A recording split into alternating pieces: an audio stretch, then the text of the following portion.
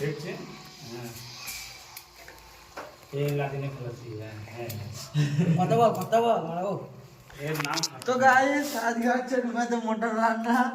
আর এখন কিতাবুল এখন কাজ দেওয়া হয়েছে মটন বানানোর সরঞ্জাম সব ঢেলে দিয়েছে ওকে মাপিকে। ও এখন হাতে করে বানাতে ব্যস্ত। আর এই হচ্ছে একটা শালা বিহারি পূজা থেকে শালা চলে আইছে শালা খাবারছে তা।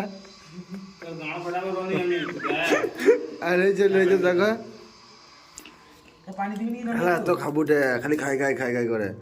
মটন বানানো হলো না এখন দিকে সালাদ কেটে বসে রয়েছে।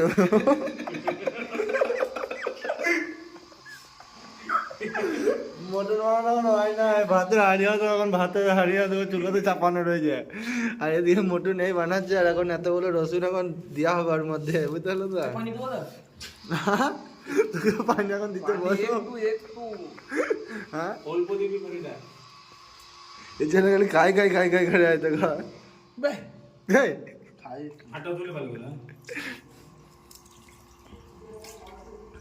তার রনি জাগে আয় দেখছো